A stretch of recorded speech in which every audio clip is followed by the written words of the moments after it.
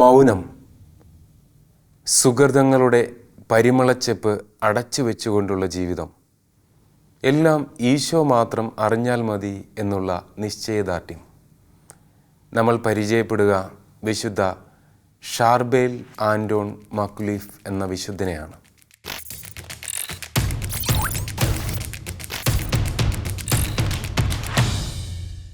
നമുക്ക് ഒരുപക്ഷെ കേരളത്തിൻ്റെ മണ്ണിൽ ഏറെ സുപരിചിതനാവുകയില്ല ഈ വിശുദ്ധൻ. മറനേറ്റ് സഭയിൽപ്പെട്ട ലെബനോനിലെ വിശുദ്ധനാണ് വിശുദ്ധ ഷാർബേൽ മക്കുലീഫ്. ഏഷ്യ മൈനറിലെ അന്ത്യോക്യ സഭയിൽ നിന്ന് വലിയ പീഡകളുടെ കാലത്ത് വിശുദ്ധ മറൗൺ എന്ന വിശുദ്ധൻ AD 410 അവിടെ വലിയ പീഡകൾ നടക്കുകയാണ്. സഭ പീഡിപ്പിക്കപ്പെടുന്നു, ചിതറിക്കപ്പെടുന്നു. അന്ത്യോക്യ നമ്മളുടെ ആദ്യത്തെ മാർപ്പാപ്പ വിശുദ്ധ പത്രോസ്ലീഹ അദ്ദേഹത്തിൻ്റെ സിംഹാസനമായി 7 വർഷത്തോളം തിരഞ്ഞെടുത്ത മണ്ണ്, ആദ്യമായി ക്രിസ്ത്യാനികളെന്ന് വിളിക്കപ്പെട്ട മണ്ണ്, നമ്മുടെ സഭകളുടെ അമ്മയായ വിശ്വാസത്തിൻ്റെ ഈറ്റില്ലമായ മണ്ണ്. അവിടെ വലിയ പീഡകൾ വരുമ്പോൾ അവിടെ നിന്നും നമ്മുടെ പൗരസ്ത്യ സഭകളുടെ ഒരു വിശ്വാസ കേന്ദ്രം തകർക്കപ്പെടുന്ന സമയത്ത് വിശുദ്ധ മറൗൺ അവിടെ നിന്ന് ഒരു താപസ ജീവിതത്തിലേക്ക് പ്രവേശിക്കുകയാണ്. മലഞ്ചെരുവിലേക്ക് പോകുന്നു. അത് വിശുദ്ധ അന്തോനീസിൻ്റെയൊക്കെ കാലഘട്ടമാണ്. വിശുദ്ധ അന്തോനീസ്, വിശുദ്ധ ജോൺ ക്രിസോസ്തം, അങ്ങനെയുള്ള മരുഭൂമിയിലെ താപസ ശ്രേഷ്ഠരും സഭാപിതാക്കന്മാരുമൊക്കെ ഉൾക്കൊള്ളുന്ന ആ വലിയൊരു ആത്മീയതയുടെ പിന്മുറക്കാരാണ് മറോനേറ്റ് സഭക്കാർ. അവർ അവസാനം അഭയം തേടുന്നത് ലെബനോനിലാണ്. അങ്ങനെ ലെബനോനിൽ മറോനേറ്റ് സഭ വളരുന്നു. അവരുടെ ഔദ്യോഗിക ഭാഷ എന്ന് പറയുന്നത് സുറിയാനിയായിരുന്നു. സുറിയാനി കുർബാനകളാണ് അവർ അർപ്പിച്ചിരുന്നത്.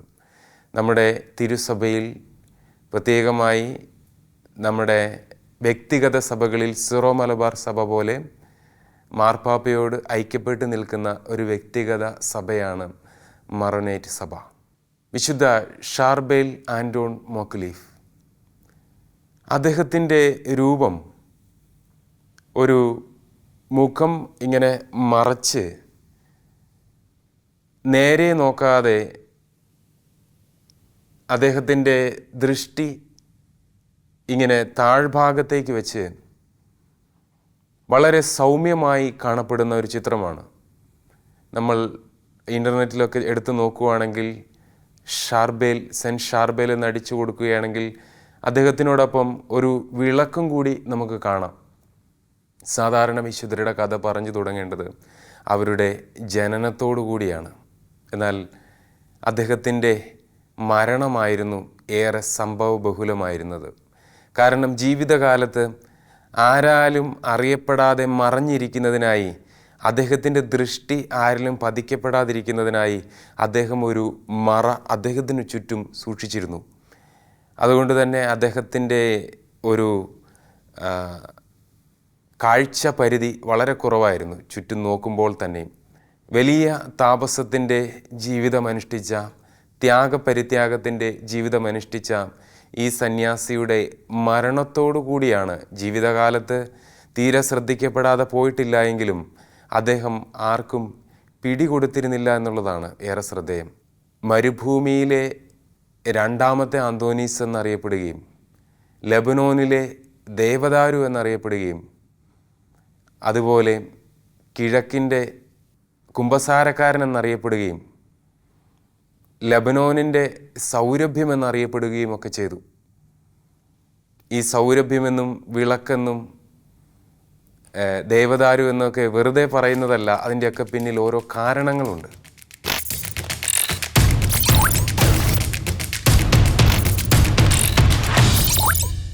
അദ്ദേഹത്തിൻ്റെ മരണം 1898 ഡിസംബർ 24 ക്രിസ്മസിൻ്റെ തലേ രാത്രി.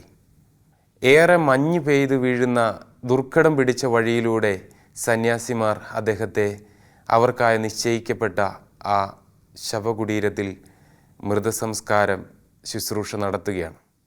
പതിവ് പോലെ മൃതസംസ്കാര ശുശ്രൂഷയൊക്കെ കഴിഞ്ഞ് സന്യാസികൾ സ്വൈര ജീവിതത്തിലേക്ക് വരാമെന്ന് കരുതുമ്പോഴാണ് അഭൗമികമായ ചില കാര്യങ്ങൾ അദ്ദേഹത്തിൻ്റെ ശവകുടീരത്തെ ചുറ്റി നടക്കുന്നു. വിശ്വാസികൾ വിട്ടുപിരിയാതെ ആ അത്ഭുത കാഴ്ച കണ്ടു നിൽക്കുന്നു. ദൂരെ നിന്ന് പോലും ആൾക്കാർ ആ മറോനൈറ്റ് സന്യാസ സമൂഹത്തിൻ്റെ ആ ആശ്രമത്തിലെ ഇങ്ങനെ ഉയർന്നു നിൽക്കുന്ന വലിയ പ്രകാശം കണ്ട് ദൂരെ നിന്ന് പോലും പോലീസുകാർ പോലും വന്നതായിട്ട് പറയുന്നു. അപ്പോൾ ജനം ഇങ്ങനെ വന്നുകൂടുന്നു. ഈ വിവരം അവർ വേഗം തന്നെ റോമിലേക്ക് അറിയിക്കുകയും റോമിൽ നിന്ന് അത് തുറന്ന് എന്താണ് സംഭവമെന്ന് അന്വേഷിക്കുന്നതിനായി ഏതാനും മാസങ്ങൾക്കുള്ളിൽ തന്നെ അനുവാദം വാങ്ങുകയുമാണ്.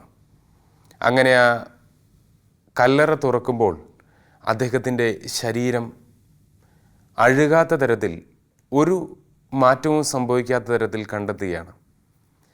ആ പെട്ടി തുറക്കുമ്പോൾ മറ്റൊരു കാര്യവും കൂടി അവർ കാണുന്നു. ശരീരത്തിൽ നിന്ന് എന്തോ ഒരു ദ്രാവകം ഇങ്ങനെ ഒഴുകിയിറങ്ങുന്നു. അതിന് അഭൗമികമായ സൗരഭ്യം. അതുപോലെ അവിടെ കണ്ടവരും അത് കേട്ടവരും തൊട്ടവരും പ്രാർത്ഥിച്ചവരുമെല്ലാം വലിയ സൗഖ്യത്തിലേക്ക് പ്രവേശിക്കുന്നു. അനേകം മനുഷ്യർ വലിയ നെടുവീർപ്പോടെ അവർ വലിയൊരു അനുതാപത്തിൻ്റെ അരൂപി സ്വീകരിക്കുന്നു. അത് ഈ താപസരുടെ സ്വൈരജീവിതത്തെ തടസ്സപ്പെടുത്തുന്ന ഒരു കാര്യമായതുകൊണ്ട് തന്നെ അദ്ദേഹം അവിടെ നിന്ന് അദ്ദേഹത്തിൻ്റെ ശരീരം മാറ്റപ്പെടുകയാണ്. ആ കല്ലറയിൽ നിന്നെടുത്ത് രഹസ്യമായി ഈ ആശ്രമത്തിൻ്റെ ഉള്ളറകളിൽ സൂക്ഷിക്കുകയാണ്. ജനങ്ങൾക്കറിയില്ല എവിടെയാണ് ഈ മൃതശരീരം ഇനി സൂക്ഷിച്ചിരിക്കുന്നതെന്ന്.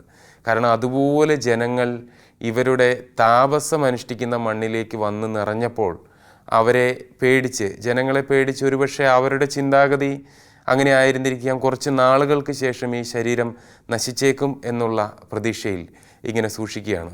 ശരീരത്തിന് മറ്റൊരു പ്രത്യേകത കൂടി ഉണ്ടായിരുന്നു. ശരീരത്തിൽ രക്തവും ജലവും ഉണ്ടായിരുന്നു. അതുപോലെ ശരീരത്തിന് ഇങ്ങനെ ഒരു വഴക്കം, ഫ്ലെക്സിബിലിറ്റി ഉണ്ടായിരുന്നു. ഒരു ജീവനുള്ള ശരീരത്തിൻ്റേതുപോലെ, ശരിക്കും ജീവനുള്ള ഒരു ശരീരം പോലെ തോന്നിപ്പിച്ചു. ഇത് സന്യാസിമാർക്ക് തുടക്കത്തിൽ ഒരു ഭാരമായി തോന്നുകയും അവരിത് വീണ്ടും കൂടുതൽ പെട്ടെന്ന് ഈ ശരീരം ദ്രവിച്ച് തീരുന്ന ഒരു അന്തരീക്ഷത്തിലേക്ക് ഇത് മാറ്റുകയും അവരുടെ തന്നെ ആശ്രമത്തിൻ്റെ ഉള്ളിലുള്ള കരിയൊക്കെ സൂക്ഷിക്കുന്ന ഒരു സ്ഥലത്ത് ഇത് വെക്കുകയും ചെയ്തു. അങ്ങനെ അവർ പ്രാർത്ഥനയിലായിരിക്കുന്ന സമയം, അവരുടെ യാമപ്രാർത്ഥനയുടെ സമയത്ത് വലിയ സൗരഭ്യം അവരുടെ ഇടയിൽ ഇങ്ങനെ ഇറങ്ങുകയാണ്. ഇത് മൂടി വയ്ക്കാൻ പറ്റാത്തൊരു സൗരഭ്യമായി തീരുന്നു. അതുമാത്രവുമല്ല, ഇവർ ആ ശരീരം സൂക്ഷിച്ചിരുന്ന ഗോവണി ഉള്ള ഒരു മുറിയാണ്. ആ മുറിയിൽ നിന്ന് ഗോവണിയിലൂടെ ഒഴുകിയിറങ്ങിയ ഒരു ദ്രാവകം, അത് ഒരു തൈലം പോലെ ഇങ്ങനെ ഒഴുകിയിറങ്ങുകയാണ്. രക്തവർണ്ണമായ തൈലം. അതും ഇവർക്ക് മറച്ചു വെക്കാൻ പറ്റാത്തതുപോലെ പുറം ലോകത്തേക്ക് ഒഴുകിയിറങ്ങുകയാണ്. ഇത് വീണ്ടും അവിടെ നിന്ന് ആ ശരീരം എടുത്തു. അവരത് ആ പെട്ടി തുണിയിലിങ്ങനെ പൊതിഞ്ഞ് സൂക്ഷിക്കുകയാണ്. ഇത് സൂക്ഷിക്കുന്നതിനായി പ്രത്യേകമായി നിശ്ചയിക്കപ്പെട്ടിരിക്കുന്ന സന്യാസി ഇത് അസ്വസ്ഥതയ്ക്ക് കാരണമാകുകയാണ്. കാരണം ഇതിൽ നിന്നിങ്ങനെ ദ്രാവകം പ്രവഹിച്ചുകൊണ്ടിരിക്കുക. സന്യാസി ദിവസം 2 or 3 ബെഡ്ഷീറ്റ് പോലെയുള്ള തുണി കൊണ്ട് ഈ ശവമഞ്ചം പൊതിയും, അത് വീണ്ടും എടുത്തു മാറ്റും. അങ്ങനെ സംഭവിച്ചുകൊണ്ടിരിക്കുക. അപ്പോൾ ഈ സന്യാസിക്ക് തോന്നി അദ്ദേഹത്തിൻ്റെ ആന്തരാവയവങ്ങളിൽ നിന്നാണ് ഇത് പ്രവഹിക്കുന്നത്. അങ്ങനെയെങ്കിൽ ആന്തരാവയവങ്ങൾ നീക്കം ചെയ്തേക്കാം. അങ്ങനെ മറ്റൊരു സർജൻ്റെ സഹായത്തോടെ ഈ ശരീരത്തിൻ്റെ ആന്തരാവയവങ്ങൾ തുറന്ന് നീക്കം ചെയ്യാനുള്ള പരിശ്രമം വരെ നടത്തി. അപ്പോൾ ജീവനുള്ള ഒരു മനുഷ്യൻ്റെ ആന്തരാവയവം പോലെ അത് കാണപ്പെട്ടു എന്നാണ് പറയുക. അങ്ങനെ പിന്നീട് ജനങ്ങളുടെ വലിയ നിർബന്ധം, കാരണം ഇതിൻ്റെ ഒരു പ്രധാന പ്രശ്നമെന്ന് പറഞ്ഞാൽ അൾത്താര വണക്കത്തിന് നിശ്ചയിക്കപ്പെടുന്നതിന് എത്രയോ മുൻപ് തന്നെ ജനങ്ങൾ ഇദ്ദേഹത്തെ വണങ്ങിത്തുടങ്ങി. വിശുദ്ധർക്ക് കൊടുക്കുന്ന മഹത്വവും പ്രാർത്ഥനകളും മൃതസംസ്കാര ശുശ്രൂഷ കഴിഞ്ഞ് ഏതാനും ദിവസങ്ങളും മാസങ്ങളും മാത്രമേ ആയിട്ടുള്ളൂ എന്നുള്ളത് നമ്മൾ മനസ്സിലാക്കണം. അങ്ങനെ ജനങ്ങളുടെ ശല്യം സഹിക്കവയ്യാതെ ഇദ്ദേഹത്തിൻ്റെ ശരീരം ഒരു നിൽക്കുന്ന രീതിയിൽ പ്രദർശിപ്പിച്ചു ഈ അവരുടെ ഈ മൊണാസ്ട്രിയിൽ. അത് നിൽക്കുന്ന രൂപത്തിൽ വയ്ക്കുമ്പോൾ പലരും പരീക്ഷണങ്ങളുമായി മുന്നോട്ട് വന്ന് പല ശാസ്ത്രജ്ഞർ, ഡോക്ടർമാരൊക്കെ ഇത്, കാരണം ചരിത്രത്തിൽ അങ്ങനെ ഒരു കാര്യം അടയാളപ്പെടുത്തിയിട്ടില്ല. ഈ ശരീരത്തിൽ നിന്ന് ഇങ്ങനെ വലിയൊരു പ്രവാഹം, അതും വലിയൊരു സുഗന്ധ തൈലത്തിൻ്റെ, ഇത് എവിടെ നിന്ന് വരുന്നു, എങ്ങനെ ഉത്ഭവിക്കുന്നു, ഇതൊക്കെ ഏറെ കൗതുകകരമായിട്ട് അവർക്ക് തോന്നുകയാണ്. കാരണം ഒരു ചെറിയ അളവിലല്ല, ഇത്ര അധികം അളവിൽ ഒരു ഒഴുക്ക് ഒരു ശരീരത്തിൽ നിന്നും ഉണ്ടായിട്ടില്ല എന്നുള്ളതാണ് ചരിത്രം അടയാളപ്പെടുത്തുക. കാരണം അദ്ദേഹത്തിൻ്റെ ശരീരത്തിൻ്റെ വെയ്റ്റിൻ്റെയൊക്കെ എത്രയോ 10 മടങ്ങ് അളവിൽ ഈ തൈലം ഇങ്ങനെ ഒഴുകിക്കൊണ്ടിരിക്കും. ഇത് എവിടെ നിന്ന് വരുന്നു എന്നുള്ളത് ഒരു സാധാരണ ചോദ്യമായി അവശേഷിക്കുകയാണ്. അങ്ങനെ പലരും ഇത് കുമ്മായത്തിൽ ഇദ്ദേഹത്തിൻ്റെ ശരീരം മുക്കി വെച്ച് അത് ഡീക്കേ ആവുന്നുണ്ടോ, നശിക്കുന്നുണ്ടോ എന്നൊക്കെ ആൾക്കാർ പരീക്ഷണം നടത്തുകയാണ്. ഒരു തരത്തിൽ നമുക്ക് വേദന തോന്നുന്ന തരത്തിൽ അദ്ദേഹത്തിൻ്റെ ശരീരം ഇങ്ങനെ എന്താണ് നശിച്ചു പോകാത്തെന്നുള്ള ഒരു ആകുലത പോലെ ആദ്യകാലങ്ങളിൽ കരുതുകയാണ്. പിന്നീടാണ് ഈ ഷാർബേൽ എന്ന് പറയുന്ന ഈ സന്യാസി ഈ മുസ്ലിം രാഷ്ട്രമായ ലെബനോനെ വല്ലാതെ അസ്വസ്ഥപ്പെടുത്തുമെന്ന് ലെബനോൻ്റെ പ്രസിഡന്റ് മനസ്സിലാക്കി അവരുടെ ഒരു മന്ത്രി അങ്ങോട്ട് പറഞ്ഞു വിടുകയും, ഈ മന്ത്രി വരുമ്പോൾ അത്ഭുതങ്ങൾ നടന്നാൽ ജനങ്ങൾ മണികിലുക്കി വലിയ ശബ്ദമുണ്ടാക്കും, ദൈവത്തിന് നന്ദി പറയും. ഇതെല്ലാം അവിടെ നടക്കുന്ന സന്യാസിമാരുടെ കയ്യിലുള്ള കാര്യമല്ല, ജനങ്ങൾ ഓൾറെഡി ഏറ്റെടുത്ത് കഴിഞ്ഞു. ലോകത്തിൻ്റെ വിവിധ കോണുകളിൽ നിന്ന് അനേകം കത്തുകൾ, വിവിധ രാജ്യങ്ങളിൽ നിന്ന് ഞങ്ങൾക്ക് എന്തെങ്കിലും ഒന്ന് ഷർബേൽ ബാബയുടെ ആ കുടീരത്തിൽ നിന്ന് എന്തെങ്കിലും ഒരു മണ്ണോ എന്തെങ്കിലും സംഭവമോ, ചുറ്റുമുള്ള മരങ്ങൾ വരെ മുറിച്ചു മാറ്റപ്പെട്ടു. മരത്തിൻ്റെ തൊലികൾ പോലും സൗഖ്യത്തിന് കാരണമായി മാറി. അവിടെ നിന്നുള്ള മണ്ണുകളൊക്കെ ജനങ്ങൾ ക്രമാതീതമായി അവിടുന്ന് ശേഖരിച്ചു കൊണ്ടുപോയി. അത് വലിയ അത്ഭുതത്തിന് കാരണമായി. അദ്ദേഹത്തിൻ്റെ ശരീരത്തോട് ചേർന്ന് കിടന്നിരുന്ന വസ്ത്രാഞ്ജനങ്ങൾ വലിയ അത്ഭുതത്തിന് കാരണമായി. ഈ അത്ഭുതങ്ങളെന്ന് പറയുമ്പോൾ അതിൽ മരിച്ചവരെ ഉയർപ്പിച്ച അത്ഭുതങ്ങൾ അടക്കമുണ്ട്. ഒരുപക്ഷെ തിരുസഭയുടെ ചരിത്രത്തിൽ അടിക്കടി ഇത്രയധികം അത്ഭുതങ്ങൾ അടയാളപ്പെടുത്തിയിട്ടുള്ള മറ്റൊരു വിശുദ്ധനുണ്ടോ എന്ന് നമുക്ക് ചിന്തിക്കേണ്ടി വരും. കാരണം 33,000-ൽ പരം അത്ഭുതങ്ങൾ കുറേ കാലങ്ങൾക്ക് മുൻപ് തന്നെ അവിടെ വന്നത് ആ ഭിത്തിയിൽ പ്രദർശിപ്പിച്ചു കഴിഞ്ഞു. ബാക്കിയുള്ള അനേകം അത്ഭുതങ്ങൾ അവിടെ സാക്ഷ്യപ്പെടുത്താൻ പറ്റാത്ത തരത്തിലാണ്. അദ്ദേഹത്തിൻ്റെ നാമകരണ പരിപാടികൾക്ക് ഏറെ ശ്രദ്ധേയമായി നിന്നതും അതിനുവേണ്ടി അടയാളപ്പെടുത്തിയതുമായ അത്ഭുതം, ഒരു പാരലറ്റിക്കായ ഒരു സ്ത്രീ, ആ സ്ത്രീയുടെ ശരീരം തളർന്നു കിടക്കുകയാണ്. ആ സ്ത്രീ ഷർബേൽ ബാബയുടെ മാധ്യസ്ഥം യാചിച്ച് പ്രാർത്ഥിക്കുകയും രാത്രിയിൽ അദ്ദേഹം വന്ന് ഒരു ശസ്ത്രക്രിയ നടത്തുകയും കഴുത്തിൻ്റെ ഇരുവശങ്ങളിലുമായി അതിങ്ങനെ മുറിച്ച് തുന്നിക്കെട്ടിയ പാട് പിറ്റേ ദിവസം വീട്ടിലുള്ളവർ കാണുകയും, അത് ഷർബേൽ ബാബയുടെ കൂടെ മറ്റ് 2 സന്യാസിമാർ കൂടി ഉണ്ടായിരുന്നു. അപ്പോൾ എല്ലാ മാസവും കൃത്യമായി ഒരു ദിവസം, നിശ്ചിത ദിവസം ആ ആശ്രമത്തിൽ പോയി പ്രാർത്ഥിക്കണമെന്നും എല്ലാ ദിവസവും ദിവ്യബലിയിൽ സംബന്ധിക്കണമെന്നും വിശുദ്ധ ഷാർബേൽ ആ സ്ത്രീയോട് ആവശ്യപ്പെടുകയുണ്ടായി. അത് പിന്നീട് ഒരു വ്യാപകമായിട്ടുള്ളൊരു ഭക്തിയായി മാറി. അത്ഭുതങ്ങളുടെ കഥ പറയാനാണെങ്കിൽ അനവധി അത്ഭുതങ്ങളാണ് ഈ വിശുദ്ധൻ്റെ നാമത്തിൽ ഇന്നും സംഭവിച്ചുകൊണ്ടിരിക്കുക. അദ്ദേഹത്തിൻ്റെ ജീവിതത്തിൻ്റെ തീഷ്ണതയും, എങ്ങനെയാണ് ഈ യൂസഫ് എന്നു പേരായ ഒരു കൊച്ചു പയ്യൻ പിന്നീട് ഷർബേൽ എന്ന മഹാവിശുദ്ധനിലേക്ക് നടന്നു വന്നതെന്ന് നമ്മൾക്ക് കുറച്ച് പിന്നോട്ട് പിന്തിരിഞ്ഞ് നോക്കാം.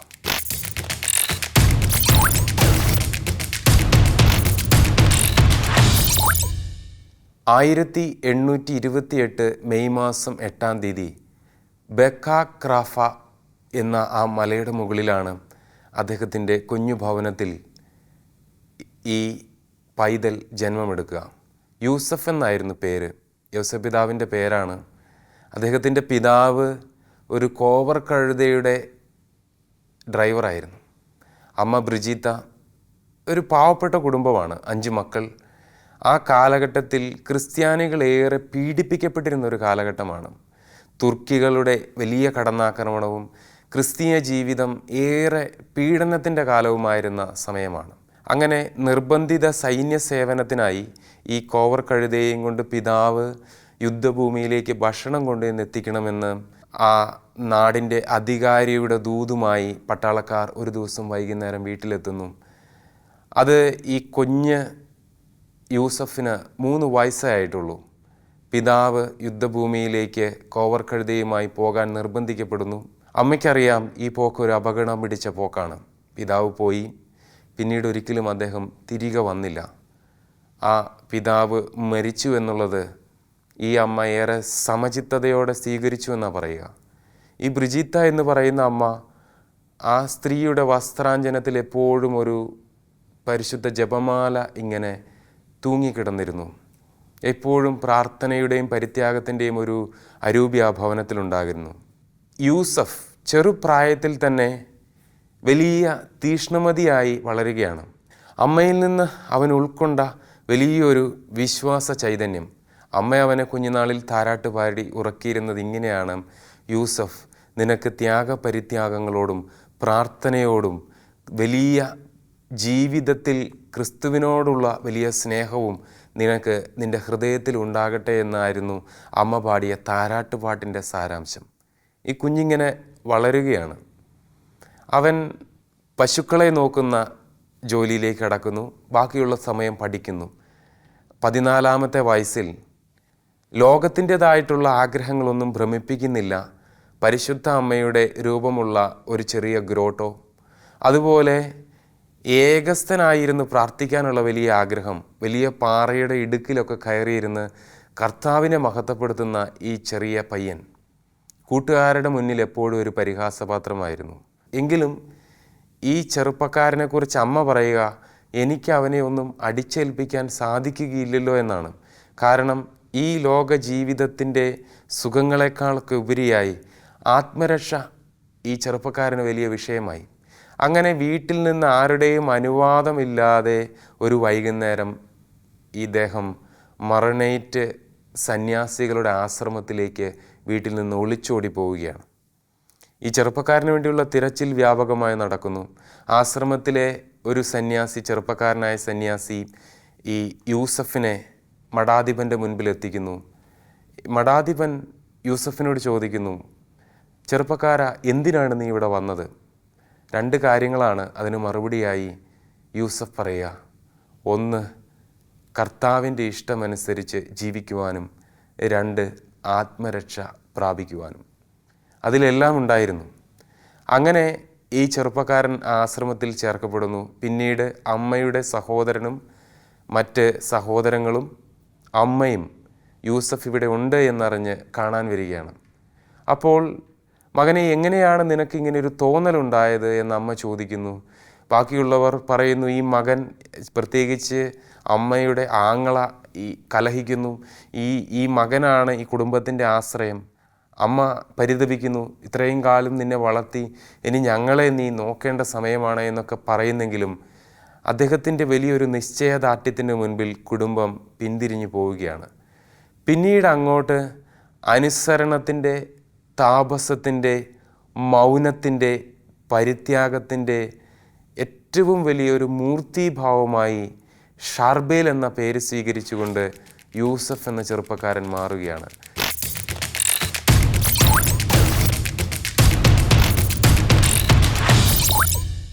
അദ്ദേഹത്തിൻ്റെ തിരുപ്പട്ട സ്വീകരണത്തിന് മുൻപായും അമ്മ കാണാനായി വരുമ്പോൾ വളരെ ശ്രദ്ധേയമായൊരു സംഭവം നടക്കുന്നുണ്ട്. അമ്മ ഈ ആശ്രമത്തിൻ്റെ പുറത്തുള്ള വാതിലിരുന്ന്, യൂസഫ്, എനിക്ക് ഒരു തവണ കൂടി നിൻ്റെ മുഖം ഒന്ന് കാണിക്കാൻ എന്നെ അനുവദിക്കാമോ എന്ന് ചോദിക്കുമ്പോൾ യൂസഫ് ഒരു നെടുവീർപ്പോടെ അത് നിരാകരിക്കുകയാണ്. അവസാനമായി അമ്മ യൂസഫിന് താരാട്ടുപാട്ട് പാടിക്കൊടുത്തിരുന്ന ആ വരികൾ വീണ്ടും ആവർത്തിക്കുകയാണ്: യൂസഫ്, നിനക്ക് ത്യാഗപരിത്യാഗത്തോടും പ്രാർത്ഥനയോടും ദൈവത്തോടും വലിയ താല്പര്യമുണ്ടാകട്ടെ എന്ന് പറഞ്ഞ് അമ്മ എന്നേക്കുമായി വന്ന വഴിയിലൂടെ തന്നെ തിരിച്ചു പോവുകയാണ്. ഒരുപക്ഷെ ഇതെന്ത് ത്യാഗമെന്ന് നമുക്ക് തോന്നിയേക്കാം. സ്വന്തം പെറ്റമ്മയ്ക്ക് ഈ മുഖമൊന്ന് കാണാനുള്ള അവസരം പോലും കൊടുക്കാതിരുന്ന ഷാർബേലിൻ്റെ ലോകം ഈ അമ്മയായിരുന്നു. അദ്ദേഹത്തിൻ്റെ ജീവിതത്തിൻ്റെ എല്ലാ ആശ്രയമെന്ന് പറയുന്നതും ഈ അമ്മയായിരുന്നു. അദ്ദേഹത്തിൻ്റെ സ്നേഹലോകമായിരുന്നു അമ്മ. അത് വേണ്ട എന്ന് വയ്ക്കുകയാണ്. ദിവസത്തിൽ ഒരു തവണ മാത്രം ഭക്ഷണം കഴിച്ചു, മാംസം ഒരിക്കലും ഭക്ഷിച്ചില്ല. എന്തെങ്കിലും ഉപേക്ഷിക്കപ്പെട്ട ഭക്ഷണമായിരുന്നു അദ്ദേഹം ആഹരിച്ചിരുന്നത്. എപ്പോഴും ജോലിയിൽ തൽപരനായിരുന്നു. അധ്വാനശീലമുള്ള ഷാർബേൽ ആ ചുറ്റുപ്രദേശങ്ങളൊക്കെ ഏറെ മുന്തിരി ഫലങ്ങൾ വിളയിച്ചപ്പോഴും അതിൻ്റെ ഫലങ്ങൾ ശേഖരിച്ചപ്പോഴും ഷാർബേലിനോട് സഹസന്യാസിമാർ ചോദിക്കുന്നുണ്ട്, ഷാർബേൽ എപ്പോഴാണ് നീ ഇതിൻ്റെ ഒരു മുന്തിരിഫലം രുചിക്കുന്നത് ഞങ്ങൾക്ക് കാണാനാവുക? അങ്ങനെ ഷാർബേലിൻ്റെ ജീവിതം മുന്നോട്ട് പോകുമ്പോൾ അദ്ദേഹം ഈ താപസ ജീവിതവും സന്യാസ ജീവിതവും ഈ മറോനേറ്റ് സഭയ്ക്കുള്ളിൽ തന്നെ രണ്ടാണ്. അങ്ങനെ അദ്ദേഹം ഈ താപസ ജീവിതത്തിലേക്ക് മാറുന്നതിനായി അദ്ദേഹത്തിൻ്റെ അധികാരിയോട് ചോദിക്കുമ്പോൾ ഒരുപാട് കടമ്പകളുണ്ട്.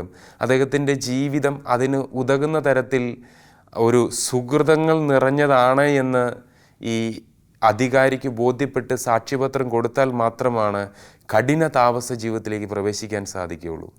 അദ്ദേഹത്തിന് അതിനുള്ള അനുമതി നിഷേധിച്ചുകൊണ്ടിരിക്കുന്ന ഒരു സമയത്ത് വെറുതെ തമാശയ്ക്കായി അവിടുത്തെ ജോലിക്കാർ ഷാർബേലിൻ്റെ മുറിയിൽ കത്തിക്കേണ്ടുന്ന മണ്ണെണ്ണ വിളക്കിലേക്ക് പച്ചവെള്ളം ഒഴിച്ച് കൊടുത്തു വിടുകയാണ്. ഷാർബേൽ അത് പോയി കത്തിച്ച് സാധാരണ പോലെ വിളക്കുമായി ഇരുന്ന് വായിക്കുന്നു. ഇതുവരെ ഞെട്ടിപ്പിച്ചു. അതിനുശേഷം ഈ മഠാധിപനോട് ചെന്ന് പറയുന്നു, ഷാർബേലിൻ്റെ മുറിയിൽ സത്യമായും ഞങ്ങൾ പച്ചവെള്ളം ഒഴിച്ചു കൊടുത്ത വിളക്ക് നിന്ന് കത്തുകയാണ്. ഉടനെ അധികാരി വന്ന് ഷാർബേലിനോട് ഈ വിളക്ക് വാങ്ങി പരിശോധിക്കുമ്പോൾ അത് പച്ചവെള്ളമാണെന്ന് മനസ്സിലാക്കുന്നു. അധികാരി അത് ഊതുന്നു, കത്തിക്കാൻ നോക്കുന്നു, അത് കത്തുന്നില്ല. ഷാർബേൽ കത്തിക്കുന്നു, അത് കത്തുന്നു. അത് ഈ വിശുദ്ധ ഷാർബേലിൻ്റെ ചിത്രത്തോട് ചേർന്ന് എപ്പോഴും ഒരു വിളക്കിങ്ങനെ നിന്ന് കത്തുന്ന ചിത്രവും കൂടി കലാകാരന്മാർ വരച്ചു വയ്ക്കുന്നതിൻ്റെ സംഭവം ഇതാണ്.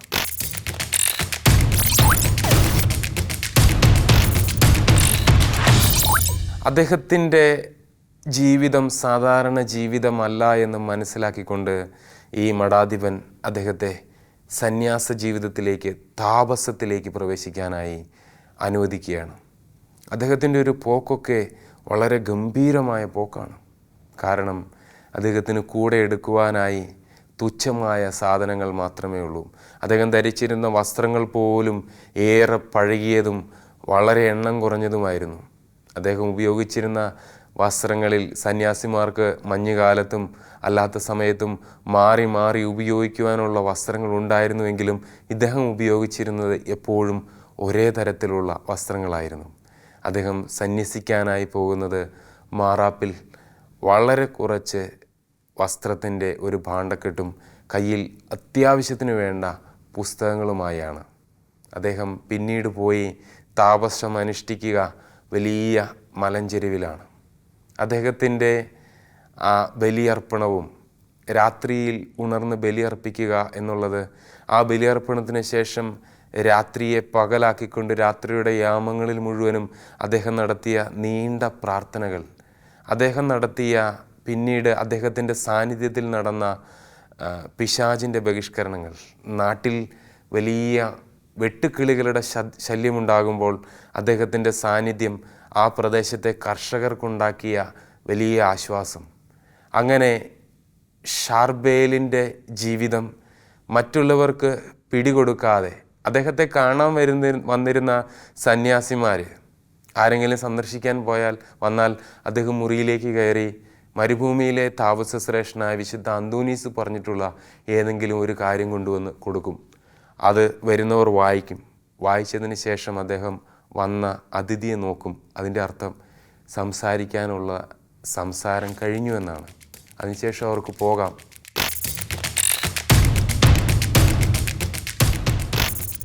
മനുഷ്യൻ്റെ ശാസ്ത്രങ്ങൾക്ക് അതീതമായ ദൈവത്തിൻ്റെ കരം വെളിപ്പെടുമെന്നും ഈ കാലഘട്ടത്തിൽ ദൈവം ജീവിക്കുന്ന ദൈവമാണ് എന്ന് മനസ്സിലാക്കി ലെബനോനിൻ്റെ അധികാരി, പ്രത്യേകിച്ച് ക്രിസ്ത്യാനികളെ ഏറ്റവും അധികം വെറുത്തിരുന്ന അധികാരി ഷാർബേൽ മക്കുലീഫ് എന്ന ഈ വിശുദ്ധൻ്റെ കല്ലറയിങ്കൽ വന്ന് അത്ഭുതങ്ങൾ നേരിട്ട് കണ്ട് ഷാർബേൽ ലെബനോനിൽ ആദരിക്കപ്പെടണമെന്ന് പൊതുവായി പരാമർശിച്ചു. ഇതാണ് ക്രിസ്ത്യാനികളുടെ ജീവിതത്തിൻ്റെ മേൽ പ്രതികൂലതയുടെ കാലത്ത് വരാൻ പോകുന്ന സംരക്ഷണ കവചം. നമ്മൾ വില കൊടുത്ത് നേടേണ്ടത് സ്വർഗത്തിൻ്റെ സാന്നിധ്യമാണ്.